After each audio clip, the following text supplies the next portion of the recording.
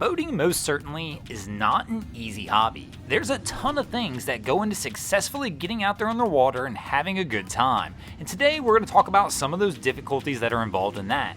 Welcome back, guys, to this week's episode of Boneheaded Boaters of the Week. One of the first difficulties we're going to talk about today is going to be those precious boat ramps, the gold mine of content in boating.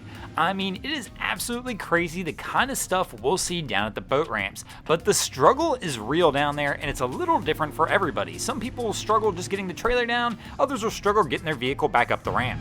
Bonehead Boaters of the Week. Pretty cool rack setup for the jet skis though.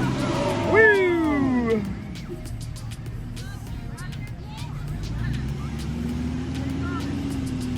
There you go, yeah!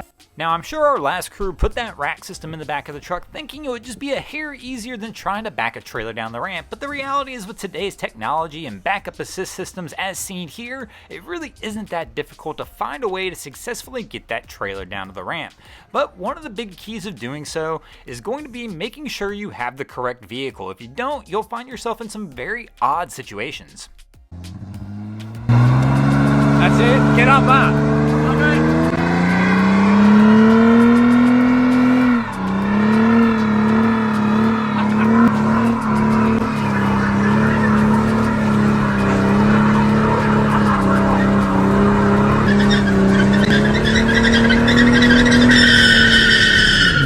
Now, of course, a boat ramp's not the only way to get your vessel in the water. There are some easier ways out there that some people will try and take advantage of, such as those boat lifts. But one big problem with boat lifts is they can be quite expensive, so some people will start looking for alternatives to boat lifts that are just a little less expensive. And cost won't always be the primary objective. Boat lifts sometimes can be difficult to use. You're going to have to deal with cables that'll want to uncoil. You'll have to deal with weight as you're trying to load your boat on. So what you'll do sometimes is look for a little easier method than even a boat lift to keep your boat high and dry and near the water. And then of course, no matter what method you choose, just make sure you choose the right equipment. Kind of like our guy here, you can see he's used X-chocks in between his wheels to try and hold his trailer in place in the driveway. But you always have to remember, even if you have the right equipment, you've got to use it correctly as well.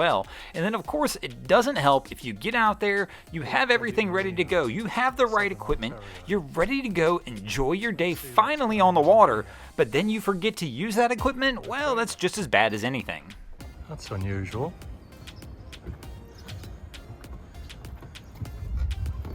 Oh no, someone forgot the drain plug.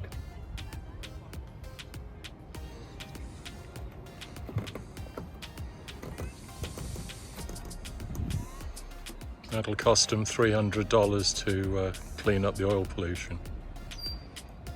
Now, of course, the drain plug is an integral part of the vessel that you definitely don't want to forget to use, but another key item is going to be that safety kill switch lanyard. In fact, in most cases, it's the law. You are required to wear it. And kind of like that drain plug saves your boat from sinking, this is another item that can save you from some bad things happening. I mean, let's be honest, you know it's a key item when your boat won't even start unless it's attached. Maybe somebody should come up with that, where your boat won't start if the drain plug's not in either.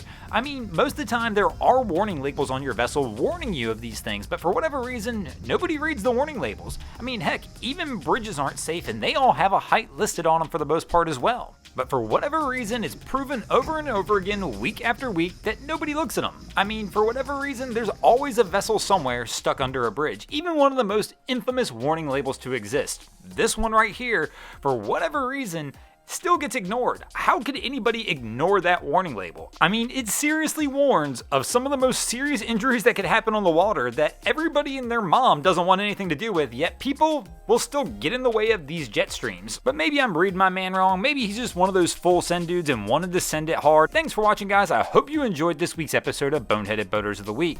If you ever see anything crazy happening out on your waterways, be sure to hit me up on Facebook or Instagram and let me know, and you might see your stories over here. Just like Andrew Taylor, AUS Boats, Austin Campbell, Brady Sanders, Colin Glover, Eric Wertha, Insta Hal, Off-Road Pete, PNW Scott, Richard Hector, and Ryer Dracorn did this week. And if you guys haven't already, go ahead and drop an anchor on the subscribe button here. If not, we're coming to steal your drain plug.